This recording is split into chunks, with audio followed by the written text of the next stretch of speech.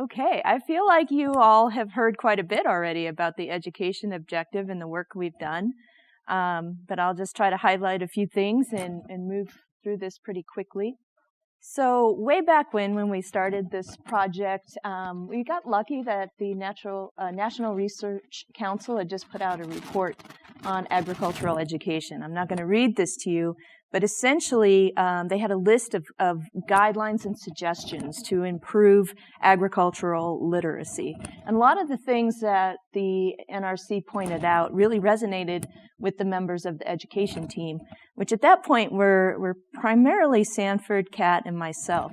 But the team grew pretty large quickly. So this was our starting point, the things that we decided that we would like to try to tackle. We had a long-term goal to really increase the education level in ag literacy as well as climate change literacy for several groups. We wanted to work on really K all the way through 20. So undergrad level, graduate level education, as well as high school and elementary. You already saw the elementary school piece today. Looking back over all of our goals of what we wanted to do, I felt pretty proud of us as I was putting this presentation together. So I feel like we did a good job in sticking to our original goals and we added to them along the way here and there, but we managed to bring everything to completion and I think turn out some quality products. Our team was really large as we got going on this.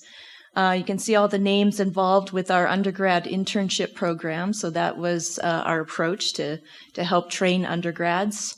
Representation from all three institutions and a very strong team, right? There weren't very many people involved in actually coordinating the internship program, but there were a lot of people involved in terms of mentoring the students and working with the students. And that was really the thing that made, at the end of the day, a successful program for the undergrads who have participated. Graduate education, again, we had several people that kind of came into the project and then left the project, but made significant contributions while they were here, including Lee and Christy and Erin Corwin, if you remember her from the very beginning. She helped get us started. And then the K12 programming that we worked on, again, a lot of carryover from the other two groups, but also students that contributed quite a bit to the project, especially Troy White. This made up part of his actual PhD project, and he led that quite nicely. So really, every single person on this project should be on this list in some capacity. Everybody has been really helpful and interested in the education objective, which really helped us succeed. And then, of course, I have to point out all the wonderful teachers like Renee that you met earlier today. So the undergrad research internship is the main way we've been addressing undergrad education. And again, a lot of you have been involved with this for almost every single year of the project. We had an internship project from 2011 to 2016. So in that time, we trained about 72 interns, came through the project. Those interns were recruited from across the United States, as you can see in this lovely map that Amy put together, I suppose. I'm not sure who did this for me. Eric did this for me. Thank you, Eric. I love this map.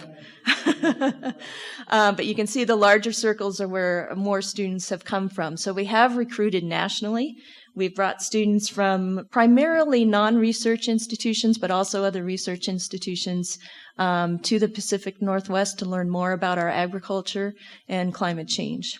So these students have really varied backgrounds. As I mentioned earlier, many of them didn't have previous experience with agriculture. So I think that it was a really eye-opening experience for them. And we'll be seeing some of these students maybe in the video that we're gonna watch. Okay, so it's been a very the internship experience has made an impression on these students, a positive impression. They're very grateful to have the experience. We sent out or did some follow-up questionnaires with a group of our previous interns, and a large percent of them are actually now in graduate STEM programs. So we feel really that we've been very successful in training undergrads. We have 23 students actually responded to our survey and completed the questions. 6 are still completing their bachelor's degrees. 10, or 43.5%, are now enrolled in STEM graduate programs. So a lot of them report that they gained a lot of confidence during their research experiences, and they knew more about grad school. They felt confident to apply to grad school, and so I think that's exactly what we wanted to achieve with this program. In terms of graduate education, we've had a total of 63 grad students and postdoctoral researchers, so that's a combined number. Of course, only 40 of those were actually fully funded through REACH.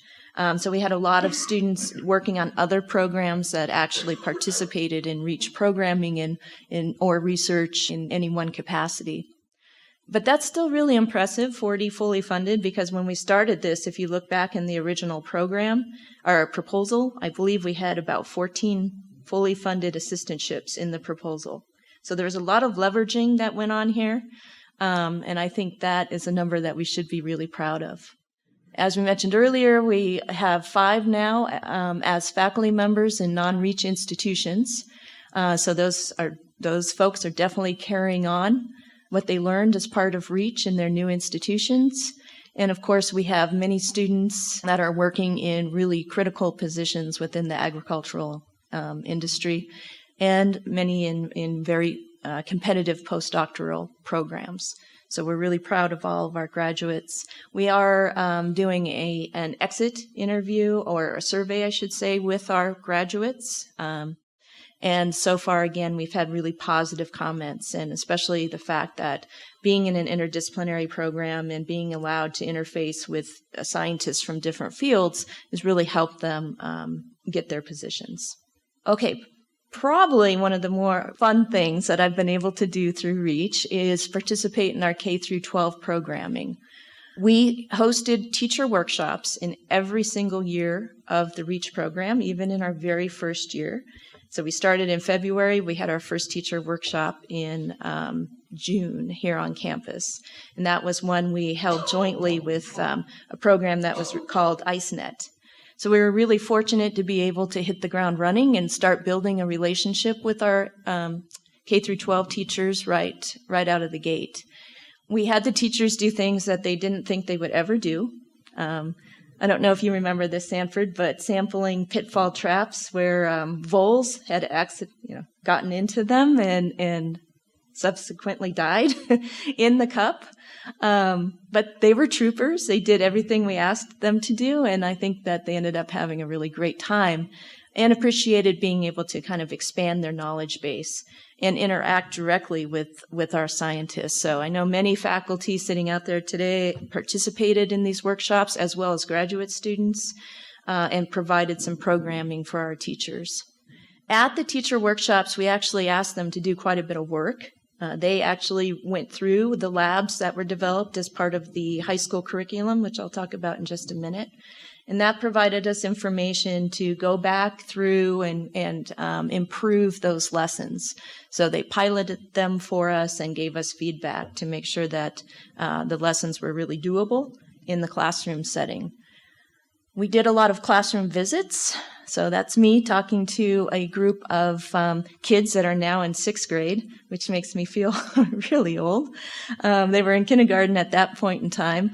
And that was a great experience. The kids actually put together a book that they sold as a fundraiser for their school. So they were published after this experience. That book was on earthworms, so that was really great. And this was a picture actually in the side here that Brad Stokes took when he went to talk to a class about entomology. So they had a really good time looking at the insects with Brad. We did several camps and summer programs, including the Hoist program with Native American students. And I believe these were actually a group of 8th graders from Coeur d'Alene. You can see Ty there. So again, many graduate students helped out with these efforts. There's really not a great way to show you the curriculum that we've developed. This is just a screenshot of the high school curriculum, and you can see the different categories or the different lessons or units that you can click on our website and be able to download the lesson plans and the labs that we put together. Again, this is primarily Troy's work, and Kat was his advisor, so they put a lot of time and effort into these lessons. The website address is right there.